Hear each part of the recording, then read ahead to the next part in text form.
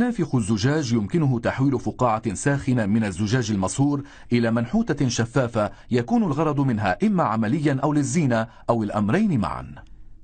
الزجاج المنفوخ قد يكون صنعة التصميم الحديث وبطولة حقيقية لفن عمره أكثر من 2000 عام.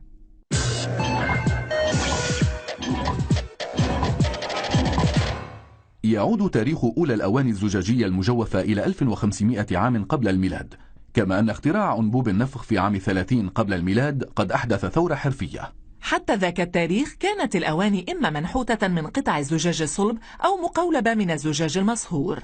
وقد مكن أنبوب النفخ صانعي الزجاج من توسيع النطاق وأشكال الزجاج، وجعل الإنتاج السريع غير المكلف ممكنا. ومعنى ذلك أن الأغراض اليومية وغير المخصصة للرفاهية يمكن أن تصنع الآن من الزجاج، وفي متناول ليس فقط الأثرياء بل العامة أيضا.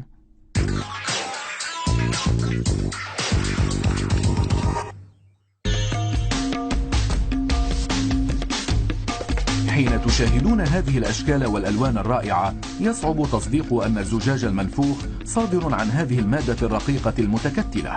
إنه ثاني أكسيد السيليكون، والسيليكا مادة طبيعية مستخرجة من الرمل وممزوجة بمرققات القوام وبمواد لحفظ الخصائص كالبوتاسيوم وحجر الكلس. نافخ الزجاج يعيد تدوير ما يتبقى من الزجاج غير الملون، ثم يدخل الحمولة في فرن الانصهار. بعد 12 ساعة في حرارة الانصهار وهي 1200 درجة مئوية تتحول المادة الخام إلى زجاج سائل معدوم اللون. يستخدم نافخ الزجاج أنبوب نفخ، وهو أنبوب معدني طويل ينتهي بحلقة أو طرف على شكل الإجاص ليتراكم ما يسمى الجمع، أي فقاعة هذه المادة المنصهرة. وللتلوين تدحرجه بسرعة في زجاج ملون أرضي رائع. في هذه المرحلة يكون قوام الزجاج كالعسل بالرغم من أنه يبرد ويشتد بلحظة. تصهر طبقة اللون بإعادة تسخين الزجاج لثوان قليلة داخل فرن صغير يسمى فتحة المجد.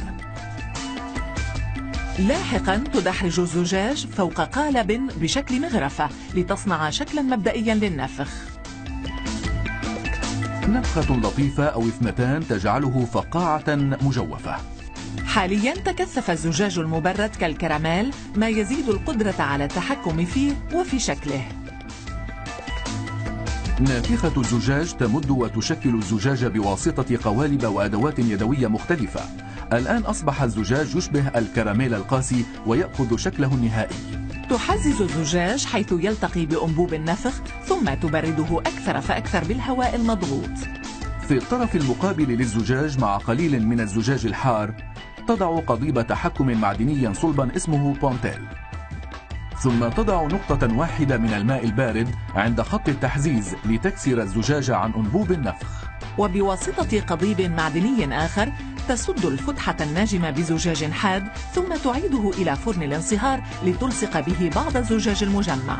من المهم الاستمرار في تدوير الزجاج لكي لا يتدلى ويصبح غير متناغم، لذا تشكل نافخة الزجاج الشكلين معا ليس بواسطة قالب بل يدويا، ولتحمي نفسها من الحرارة القوية تستخدم كومة من الجرائد المشبعة بالماء.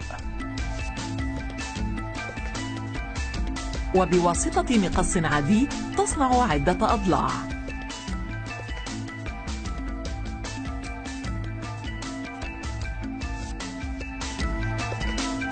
ثم تقلبها لتعطيها شكلا لولبيا. تبرد وتصلب التصميم النهائي باستخدام الهواء المضغوط، ثم نفخة سريعة داخل فتحة المجد لتساوي حرارة القطعة. هذه العصارة من الزجاج المنفوخ استغرق صنعها 8 دقائق.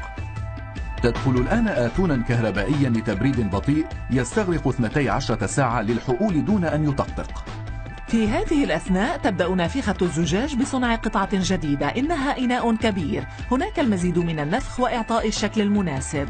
بعد ذلك فيما تنفخ زميلتها الهواء لمزيد من التمدد والرقة تبرد قاعدة الإناء بواسطة صحف رطبة لتحافظ على الشكل فيما تخزن نقطة القص في الأعلى. لإعادة إكسابه الليونة تمدانه للحصول على الطول المناسب للإناء. وبعد أن تنهيا الشكل تستخدمان لوحا خشبيا لبسط القاعدة. والآن بعض الزينة الملفتة للنظر، زجاج ملون نابض بالحياة يلتف كالحلوى الدبقة حول آنية الزهور. بعض التصاميم يتطلب اقتطاع جزء من القطعة النهائية، ما يخلف طرفا خشنا غير شفاف، لذا يتعين عليهما شحذه وصقله. عصارة ليمون، آنية زهور، حتى هاون مع يده. عمل نافخ الزجاج ملحوظ بشكل واضح.